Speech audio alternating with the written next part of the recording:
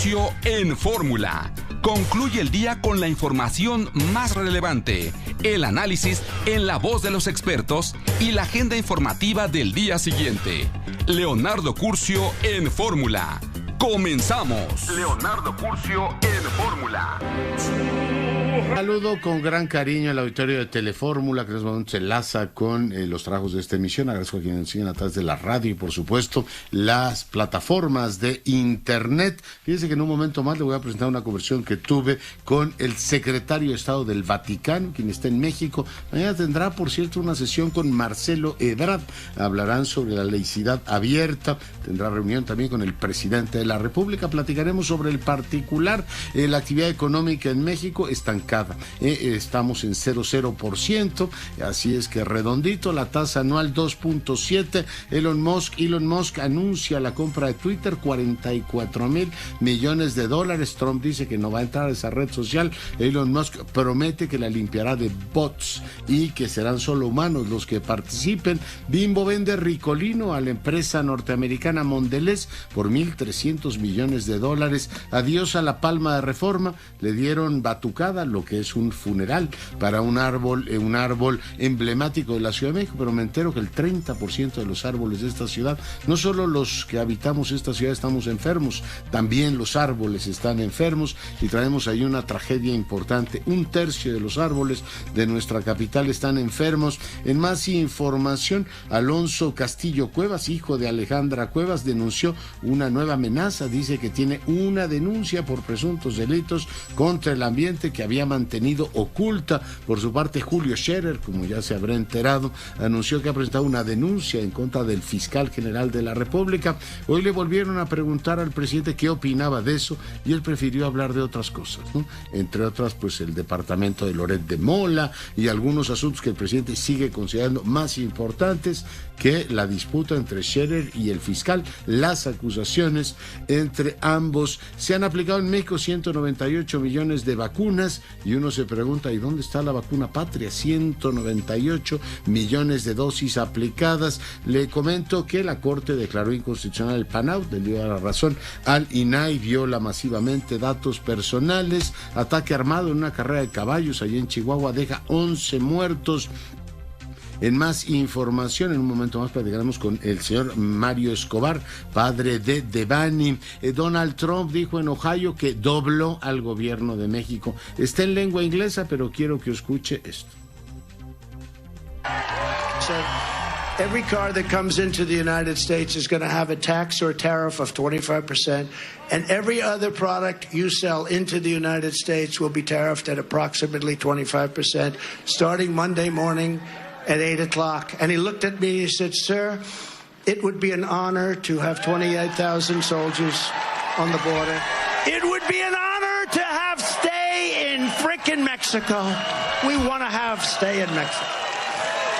Bueno, pues eso dijo que les dijo, a ver si no me cumplen con este tema de 28,000 guardias nacionales custodiando la frontera, van los aranceles, y que en ese momento cambié de opinión, los doblé, dijo Donald Trump. Hoy le preguntaron al presidente sobre esto y dijo, no, hombre, no nos faltó al respeto, e incluso bromeó y dijo que le caía bien esto, dijo. A mí me cae bien el presidente Trump, aunque es capitalista. Lo cierto es que nos entendimos. Es muy bueno que se sepa que nosotros no vamos a permitir a ningún partido de los dos de Estados Unidos, ni a ningún candidato, que utilicen a México como piñata. Pues ya lo hizo, presidente, y también Abbott. No sé cómo lo va a prohibir usted, pero ahí está. El canciller ruso Lavrov advierte el riesgo de una tercera guerra mundial, y los ministros, 2 secretarios de Biden visitan Kiev y dicen que van a debilitar a Rusia. Volvemos después de una pausa. Comunícate con Leonardo Curcio. Twitter, @Leonardo Curcio. Seguimos con la información. Como le comentaba, bueno, pues Donald Trump dijo en Ohio lo que ya le presenté. Bueno, pues recordó parte de cómo se dio esta negociación. Dijo, les pongo aranceles, y en muy poco tiempo el gobierno mexicano dijo, señor presidente, lo que usted diga. La historia está ahí y sabemos lo que ocurrió. En varias ocasiones agradeció, incluso en la ONU. Trump anunció y dijo que efectivamente agradecía a su amigo López Obrador que lo hubiese ayudado en ese tema. Pero el antimexicanismo como un mecanismo que aceita la política norteamericana sigue vivo, y yo le agradezco mucho a Jerónimo Gutiérrez, quien fuera embajador de México en Washington, entre otras cosas, también subsecretario para América del Norte, que hoy converse con nosotros. Jerónimo, buenas noches. ¿Qué tal? Muy buenas noches, Leonardo. Como siempre, un gusto, y buenas noches al auditorio. Oye, años después, en fin, sigue ahí el tema del antimexicanismo como un motor del discurso más, digamos, radical. Estábamos hablando del caso francés y decían, ¿cómo es posible que Marine Le Pen tenga este discurso de intolerancia con algunos grupos? En Estados Unidos, tú conoces muy bien ese país, ¿sigue siendo rentable usar a México como piñata, Jerónimo? Me parece, desafortunadamente, que sí.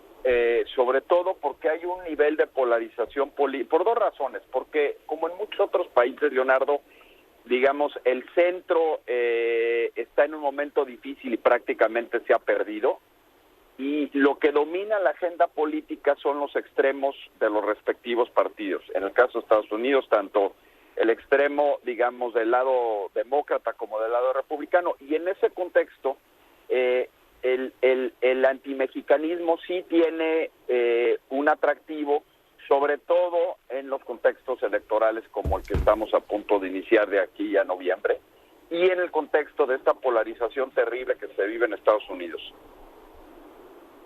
Ya. Oye, está ahí 4 años después, Trump ganó finalmente las elecciones así, primero ganó la candidatura y después ganó efectivamente el proceso electoral. Se vuelve particularmente apetitoso. Supongo que para México esto supondría por la necesidad de una política clara para estar cerca de las comunidades que pudiesen revertir ese discurso, y no sé si una campaña de relaciones públicas y al mismo tiempo una campaña de enorme presencia del país para mejorar la imagen del país y decir, nosotros no somos los enemigos, somos parte de la solución, Jerónimo.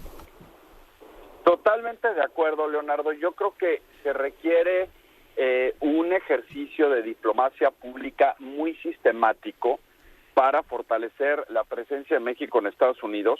No es un tema de ahora, no es un tema de estos momentos ni de lo que ha transcurrido en días siguientes. Yo me atrevería a decir ni siquiera de los últimos años. Creo que México está en su interés trabajar con una estrategia de diplomacia pública que le permita proyectar la mejor imagen posible en los Estados Unidos, no solo en los centros de gobierno, sino con la población, porque hay mucho en juego en la relación, y porque la atención de los principales actores, sean políticos o económicos de los Estados Unidos, compites por la atención muchos países y muchos temas, ¿no? Y la realidad también es que no siempre lo que se ve de México en los Estados Unidos pues es nuestra mejor cara, Leonardo, y por lo tanto creo que eso sí vale la pena hacer. Y enfatizo sistemático porque no creo que, es decir, no creo que ni esta administración, ni la pasada en la que yo serví, ni anteriores, lo hayan dejado de hacer absolutamente o hayan sido absolutamente exitosos. Lo que creo es que no puede ser solo cuando hay una crisis o solo cuando hay momentos difíciles. Tiene que ser consistente y sistemático para que realmente logre cambiar las impresiones que en ocasiones se tienen de nuestro país. Sí, absolutamente, y debería desde mi óptica, embajador Jerónimo, pues ser una política de Estado, ¿no? Deberíamos tener en cuenta que esto le pasó a Peña Nieto, le pasó a Felipe Calderón, le pasa a López Obrador y le pasará a quien ocupe la silla presidencial en el futuro. Debemos invertir en esta época de diplomacia interconectada, de un mundo interconectado, en mejorar la imagen del país. Mi impresión, después de 20 y tantos años de alguna manera he estado involucrado en la relación México-Estados Unidos, Leonardo, es que lo que el mexicano espera de su gobierno en torno a la relación bilateral son dos cosas bien sencillas. Uno, que funcione, porque hay mucho en juego, y porque no hay otra relación que afecte de manera más directa la vida de un número tan grande de mexicanos. Y dos, pues que tengamos límites claros que sean razonables. Tampoco se trata de estar buscando pleitos ni estarse dando golpes de pecho. Hay una gran diferencia muchas veces entre los discursos políticos, lo que se escucha en el discurso político de lo que realmente está pasando. Lo mismo pasa en nuestro país. Y por lo tanto yo te diría que hombre, sí debe ser una política de Estado. Ojalá y los actores en México tuvieran cada vez más una visión compartida de cómo llevar la relación, porque me parece que está en el interés de los mexicanos así hacerlo.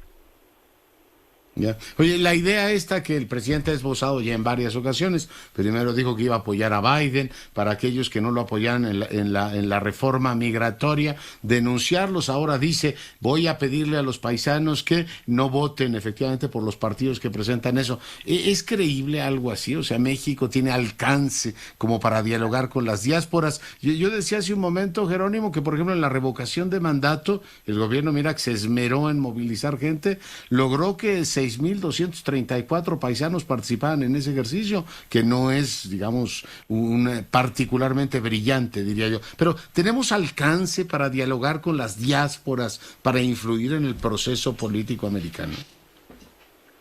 Yo creo que se ha avanzado en algunas cosas, pero más por temas, Leonardo, que una capacidad generalizada. Uno. Dos, creo que hay un cierto desentendimiento de lo que realmente es la, digamos, población de origen mexicano en Estados Unidos, ¿no? Y tendemos a poner en el mismo grupo al mexicano de segunda o tercera generación, que a veces le llamamos mexicano el que acaba de cruzar, y sus realidades, sus necesidades, sus puntos de vista son radicalmente distintos, ¿no? Entonces, a mí me preocupa un poco cuando se dice es que tenemos, digamos, a veces se habla de 30 y tantos millones de mexicanos en Estados Unidos. Yo difiero un poco de esa apreciación. Yo creo que hay muchos que son de origen mexicano, pero ni se sienten mexicanos, no del todo, o sea, saben dónde está su origen, pero sus intereses no necesariamente coinciden con los de México. Entonces, hay que hacer un trabajo mucho más refinado de entender los grupos y los objetivos al interior de ese conjunto de 30 millones de personas. Eso es uno.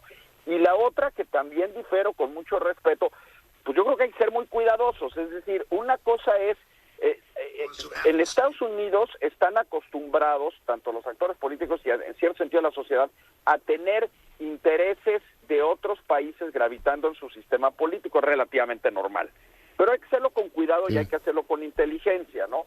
Y en este caso en particular, yo creo que, pero pues no fue ninguna ni la otra. Eso de andar diciendo es que vamos a incidir en el voto. Bueno, primero, yo no creo que eso sea una... O sea, no es creíble esto de que el lobby mexicano es como el lobby judío, es decir, se ponen a temblar porque podemos modificar, por lo menos en algunos distritos, el resultado. Hay distritos en donde el voto hispano-mexicano es muy importante, sí. Hay que hacer todo el uso, a mi juicio, de ese voto, por supuesto. No hay que exagerarlo y que también hay que tener cuidado. Yo solo quiero pensar también, un poco para ponerlo en perspectiva, ¿cómo nos sentiríamos si de repente eso pasa al revés? Pues yo creo que habría muchos que estarían llamando a que es una intervención indebida, ¿no? Entonces, donde creo que hay intereses muy convergentes es en la agenda económica, por ejemplo. Y ahí sí debemos de trabajar. Los mexicanos han hecho los mexicanos que viven en Estados Unidos, primera, segunda, tercera generación, han hecho y continúan haciendo una enorme aportación a la economía de los Estados Unidos. Y eso hay que destacarlo, y hay que incidirlo. Y hay que hacerlo por los canales políticos y diplomáticos que son aceptados y que son comunes allá. Eso es lo que creo que podemos hacer. Claro, sí, pero la idea esta de que podemos teledirigir a las diásporas, primero hay que identificar distintos niveles. Una buena parte de los mexicoamericanos votaron Trump. Hay que recordar que de los votos étnicos, por ejemplo, el afroamericano es mucho más demócrata que el latino, que tiende a ser, y el mexicano particularmente, digamos, vinculado con un sector del republicanismo. O sea, Exacto. no está tan fácil decir, ya en Palacio dijeron que voten en contra de Trump y eso va a ocurrir, ¿no? No, y la noción tradicional de que el Partido Demócrata es más cercano, o que los hispanos o mexicano-americanos o son más cercanos a los demócratas, me parece que esa es la noción, como el lugar común ha cambiado radicalmente, como bien señala Leonardo. Es decir, las cifras más recientes, y sobre todo en algunos estados, pues muestran que eso no necesariamente es cierto, ¿no? Entonces, creo que la idea, y creo que sí hay una diferencia, es decir, alguna vez en alguna conversación me preguntaba, bueno, ¿y es que en quién debemos de tener más confianza, en los republicanos o en los demócratas, por decirlo de alguna manera? Les dije, yo francamente creo que ninguno de los dos. Es decir, hay que actuar con cuidado con ambos, ¿no? Y eso es lo que pienso que funciona. Y creo que una cosa es incidir a través de nuestra diáspora ahí en una agenda como puede ser la económica, como lo puede ser el salud o otra, y otra es utilizar eso en el contexto de una elección particular. Para mí sí son dos grados distintos de trabajo diplomático que tienen implicaciones y riesgos distintos. Absolutamente. Jerónimo, pues muy agradecido por la entrevista. Muy buenas noches. Todo lo contrario, como siempre, un gusto.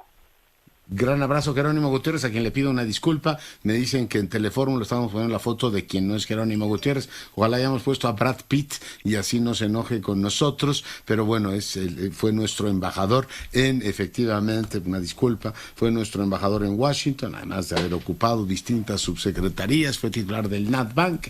Hoy platicando con usted. ¿Qué dijo Marcelo Ebrard? Muy interesante la respuesta del canciller de la República. A Marcelo Ebrard no me lo confundan, por favor, con Marcello Mastroianni, o si lo confunden, digamos, nuestro canciller, que se parece a Marcello Mastroianni. Hace un ratito me tocó Pepe y decía que pues, él quería ser actor, le decía, eres tan guapo como Bárbara Mori, ¿no? Bueno, estamos efectivamente cambiando. En este caso, Marcelo Ebrard, ¿qué dice? Fue precisamente la entereza de Andrés Manuel López Obrador la que hizo posible, dijo en respuesta al tema de ¿cómo se llama?, de Trump. Este gobierno somos patriotas, dice, y no tenemos nada que avergonzarnos, muy orgulloso de servir a México. Y bueno, pues escribe una serie de cosas que tienen que ver con la política exterior. Dice, en cuanto a las declaraciones de Trump, me consta el patriotismo del presidente en aquellos momentos críticos. Ante la amenaza de aranceles, no aceptó el tercer país, seguro que era una condición de Estados Unidos. Dice, fue precisamente la entereza de Andrés Manuel la que hizo posible excluir el capítulo de la integración energética en el TEMEC, ya que habían efectivamente negociado con Trump. El equipo de gobierno saliente, de haberse aceptado, sería imposible la autonomía que hoy tenemos. También habríamos podido diferir con Estados Unidos sobre Venezuela. Me temo que eso es previo y no estoy seguro que a Trump le importaba demasiado Venezuela, pero bueno, el canciller dice esto, y dejar atrás la triste actuación del gobierno anterior en el grupo de Lima, pues es una valoración que hace el canciller, que tampoco tengo la impresión de que fuese en esos momentos vinculada, ¿no?, con una decisión de Trump, como que Trump dijo, hagan lo que quieran, ¿no? Menos aún rescatando a Evo del peligro extremo y otras relevantes acciones de la política exterior. Ahí sí entramos directamente al ámbito de la posverdad, porque lo que hizo Evo Morales fue no reconocer los resultados, no ir o querer ir a una segunda vuelta, y ahí se creó una crisis política, lo sacamos, ya después se regresó él. Bueno, tanto que después hubo elecciones en Bolivia y hoy gobierna el partido de Evo Morales, pero bueno, sí, eso ya es el terreno de la posverdad a todo lo que da.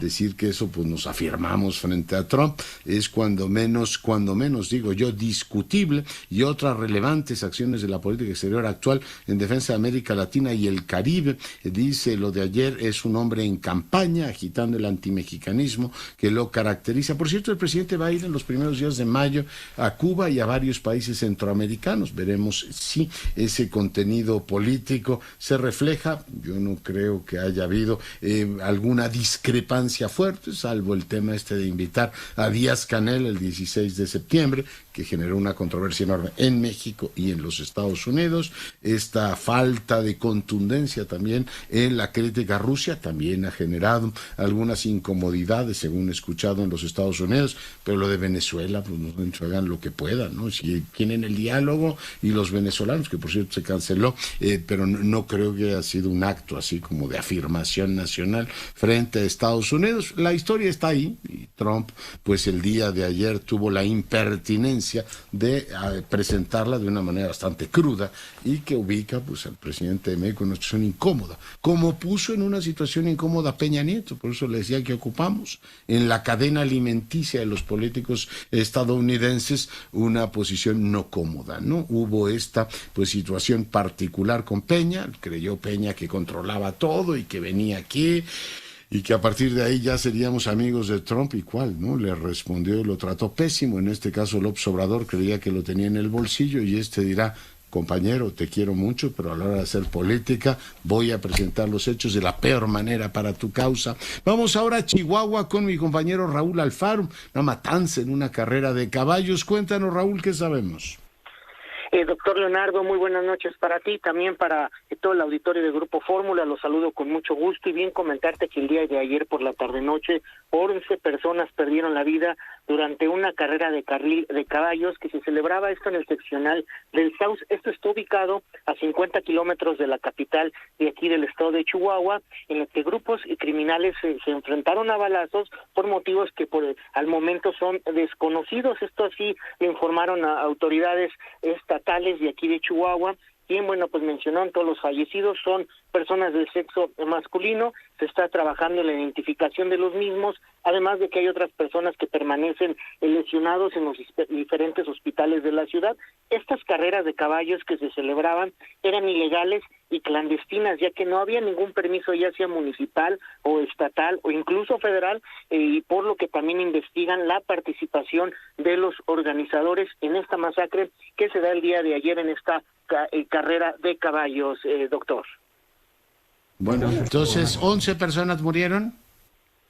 Fueron 11 personas las que, bueno, pues perdieron la vida. De un inicio fueron 5 primero, posteriormente en los traslados a los diferentes nosocomios de la ciudad fallecieron otras 6 personas, por lo que al momento, bueno, pues ya son 6 personas del sexo masculino quien pierden la vida. Pero bueno, pues también escuchamos parte de lo que dice el secretario de Seguridad Pública Estatal.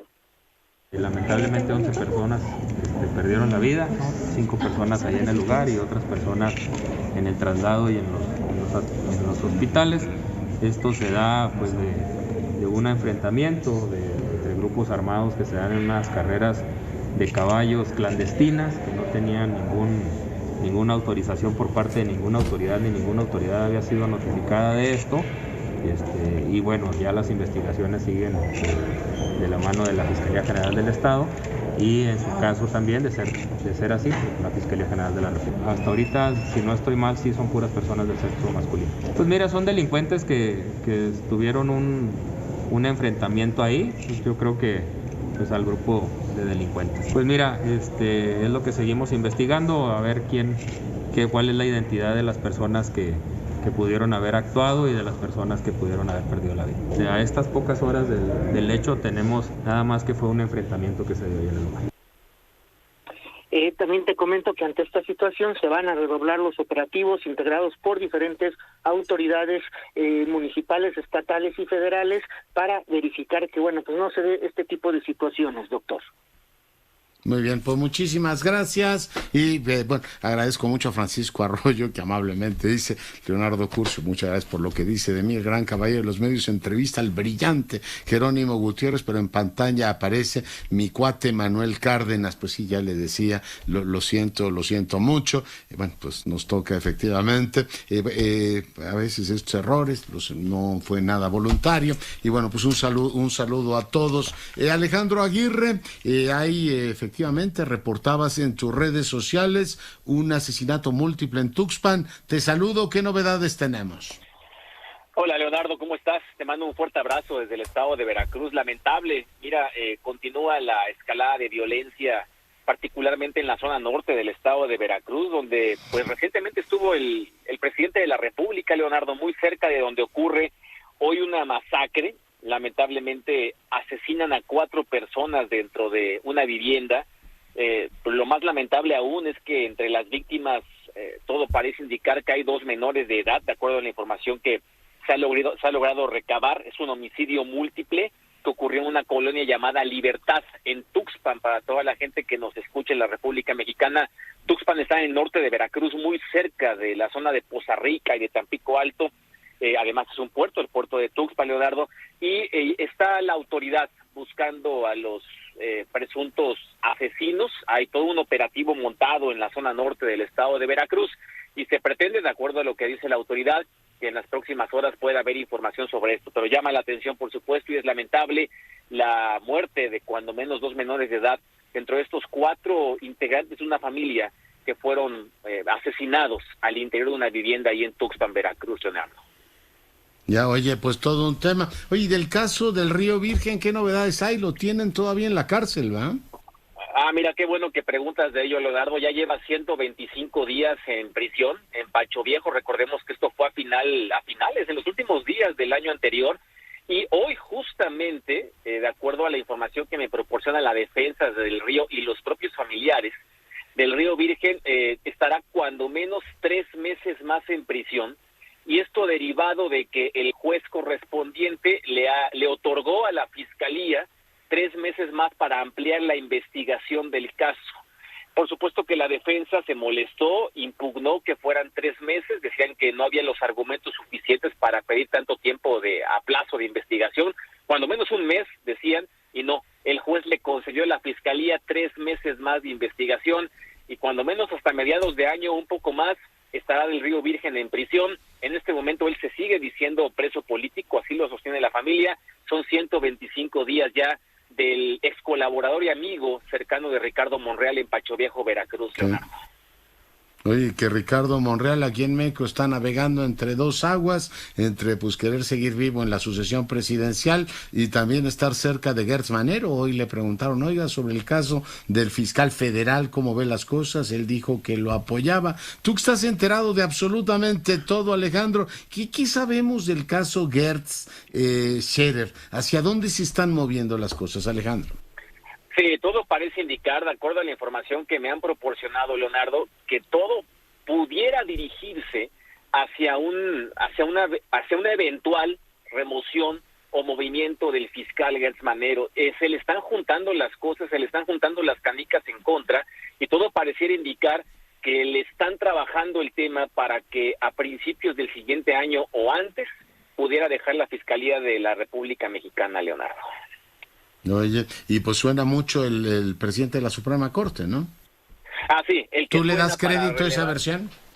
Sí, le doy crédito porque aparte sí trae argumentos, sí trae fondo, sí trae, gente que me ha dicho desde el interior del Palacio Nacional que sí hay fondo en cuanto a que Saldívar tomaría el cargo de Gertz Manero, por mucho que lo niegue, por supuesto, porque lo va a seguir negando, Leonardo, pero sí es una realidad de que es el más cercano a ocupar el cargo. Oye, imagínate que salía y dije, sí, estoy interesado en ese cargo, termino la presidencia de la Suprema Corte y me doy de fiscal. Tal bola de lado no nos la darán nunca. Pues te agradezco mucho el enlace, cuídate. Por eso da tanta risa cuando dicen, es que yo nunca dije eso, ¿no? Pues no esperamos que lo digas, ¿no? Sino que el tiempo nos dé la razón. Te mando un fuerte abrazo, Leonardo, que tengas gran tarde-noche. Cuídate, como decía el presidente, ¿no? Cuando era jefe de gobierno. No, a mí que me den por muertos. Yo no sé cómo se les ocurre que quiero ser presidente. Así están las cosas. No, dice, por supuesto que el tema es ir cambiando. Bueno, pues le comentaba que para mí es sorprendente que siga el partido mayoritario con esta tesis avalada por el presidente efectivamente, en este caso, traidores a la patria, y que el coordinador Mier haya hablado de los fusilamientos pacíficos. No es un tema en absoluto tranquilizador. Ha habido señalamientos. Fíjese que ayer platiqué con Monseñor Parolín, el cardenal, y le preguntaba, entre otras cosas, de esta política que confronta, que estigmatiza, que va generando enemigos, y la verdad es que sí es un asunto profundamente inquietante. Vamos a enlazarnos con Salomón Chertorivsky. Sé que tenemos 2 minutitos ahora. Salomón, te saludo, empezamos si quieres la conversación y después de la pausa la continuamos. Cuéntanos cómo estás viendo las cosas, Salomón, buenas noches. Buenas noches, querido Leonardo, encantado de verte y bueno, estos 2 minutitos empiezo diciendo, la semana pasada en el espacio ya comentábamos de este tema y de alguna manera pues yo aspiraba a que fuera pues unos dichos y unas primeras pancartas, salidas en la emoción, o las abruptas emociones posteriores a la votación de la reforma eléctrica, en donde realmente se habían sentido que perdieron por primera vez una votación, en fin, pero pues que iba a quedar como ello, ¿no? Como un exabrupto. Pero lo que ha suscitado a partir del lunes pasado, Leonardo, en que dieron a conocer quiénes éramos los traidores a la patria, pues no deja más que montar en la preocupación, porque en una democracia plural, pues lo que estamos encontrando es que hay una fracción mayoritaria, fanática, que cree que quien está en contra de esa mayoría verdaderamente es traidor a la patria. No fue nada más un chistorete, porque a partir de ahí lo que ha sucedido es que se siguen construyendo en todos los estados de la República espacios para postear, señalar, colocar los afiches de quiénes somos los traidores a la patria. Se da una manifestación el día de ayer, domingo, en la Alameda Central de la Ciudad de México, que como bien dices, hay quien osa decir que hay que fusilar pacíficamente a quienes están traicionando a la patria. Y hoy, el líder de Morena. Déjame poner la pausa y seguimos con lo que dice el líder. Volvemos. Estamos en la conversación con Salomón Chertorivsky. Salomón, nos decías que el líder de Morena hoy dijo, y ahí nos agarró el corte. Adelante, por favor. Sí, te decía, Leonardo, el líder de Morena hoy dijo que en efecto van a perseguir penalmente a quienes somos traidores a la patria, porque votamos en contra de la reforma eléctrica. A mí me parece muy bien que lo transparente de una vez, porque en efecto, ante la declaración, pues uno de los puntos relevantes que seguía era, no hay la menor duda que en el artículo 123 de nuestro Código Penal Federal, la traición a la patria está estipulada. Hay una causal para la prisión y es una pena verdaderamente relevante. Y en ese sentido, Leonardo, pues creo que tenemos que entender con toda puntualidad pues que están yendo por el lado, sí, de la persecución en su conjunto. Y viene, y creo que también hay que decirlo, de una cosa que es verdaderamente demencial, vaya, es sobre qué trinchera de superioridad moral te montas para juzgar a quien piensa diferente, a quien en democracia se expresó diferente a ti, como un traidor a la patria. Esta idea que ha tenido el presidente siempre de que los otros están equivocados porque lo digo yo, pues ya se la compraron ahora sí toda su gente, todos sus seguidores, y caemos pues como escribe hoy Raúl Trejo del Abre, y citando a Amos Oz en su libro El fanatismo, pues en esta idea de que el fanático piensa que quien esté en contra de él es verdaderamente un criminal y no alguien que puede tener una idea encontrada. Creo, Leonardo, que estamos entrando a una época y a un espacio muy preocupante, porque si yo pienso que quien esté enfrente simplemente es un criminal, porque eso es la traición a la patria, un acto criminal, ¿cómo vamos a encontrar espacio para la discusión, para la construcción, para el seguir conviviendo en diferentes órganos de gobierno que estuvieron emanados de diferentes fuerzas políticas, en el Congreso de la Unión, en donde todos los días nos tenemos que seguir viendo la cara, diputadas y diputados, senadores y senadoras que emanaron de diferentes fuerzas políticas, en donde hay muchas necesidades de seguir construyendo acuerdos.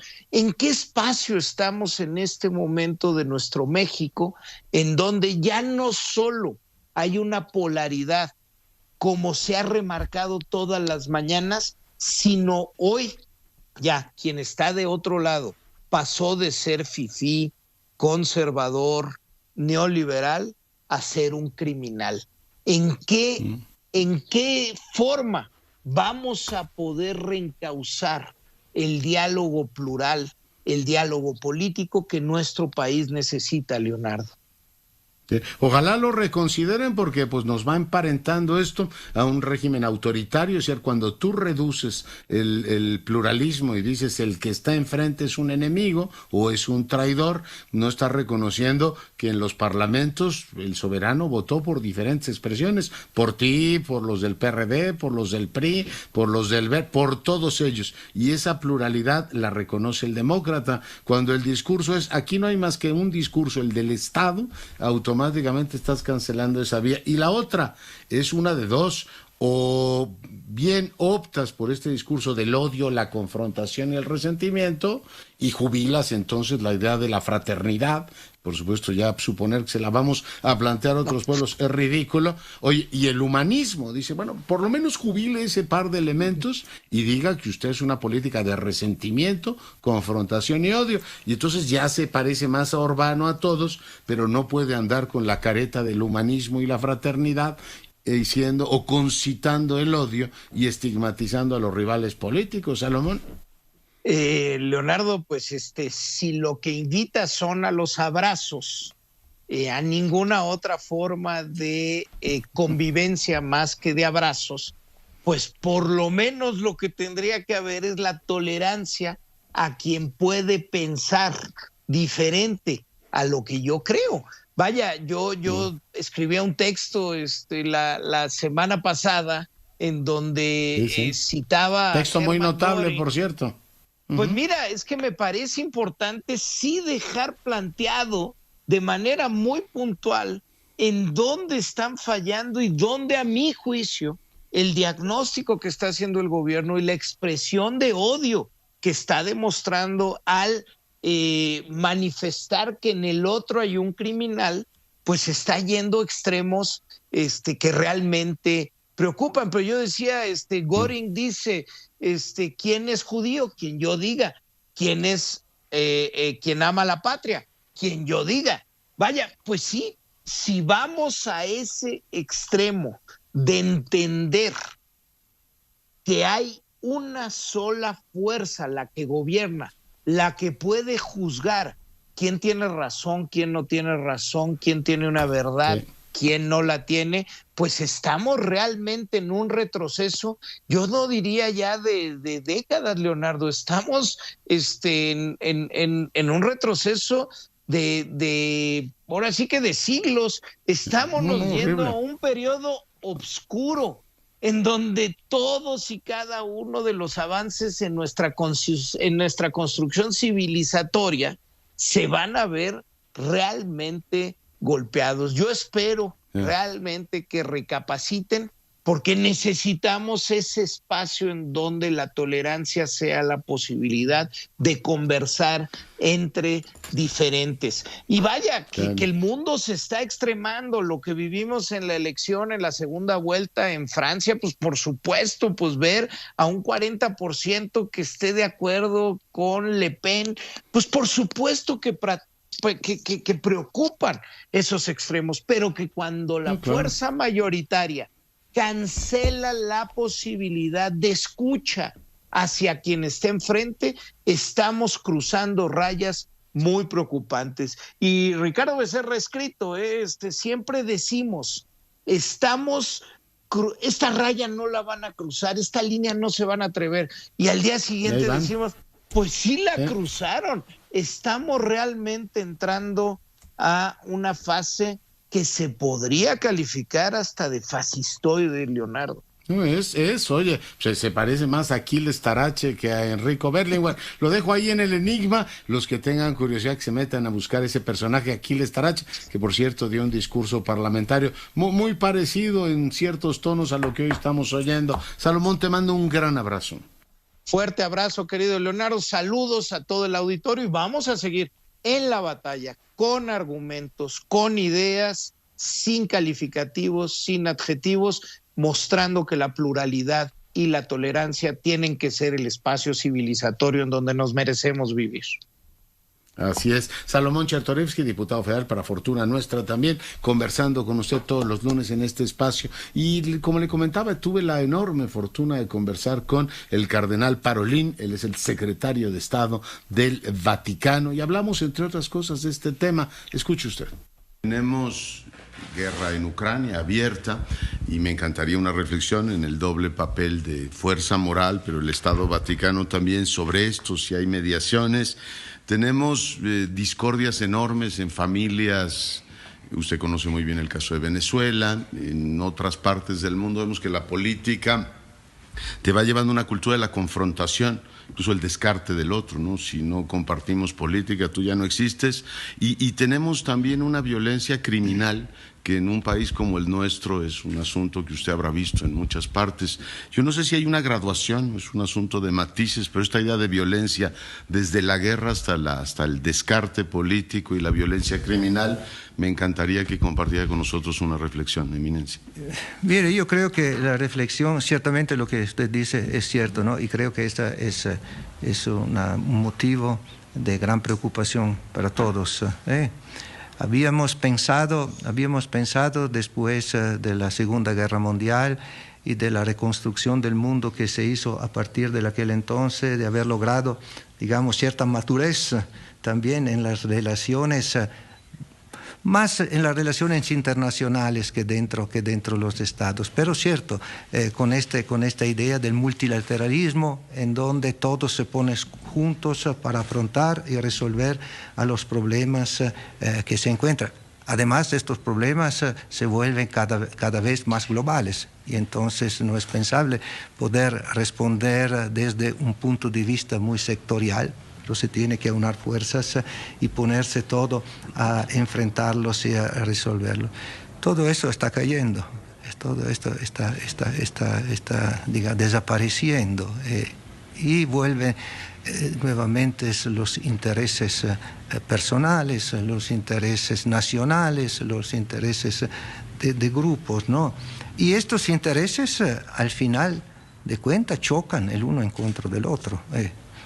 Yo diría que una reflexión puede partir, y creo que esta va enmarcada en lo que ha dicho el Santo Padre, Papa Francisco, varias veces, sobre todo en el mensaje de la Pascua. Estamos volviendo al paradigma de Caín, no, ustedes dicen, en donde el otro no es percibido como un hermano, y aquí podemos hacer referencia a este gran esfuerzo que hizo el Papa con su encíclica Fratelli Tutti, ¿no?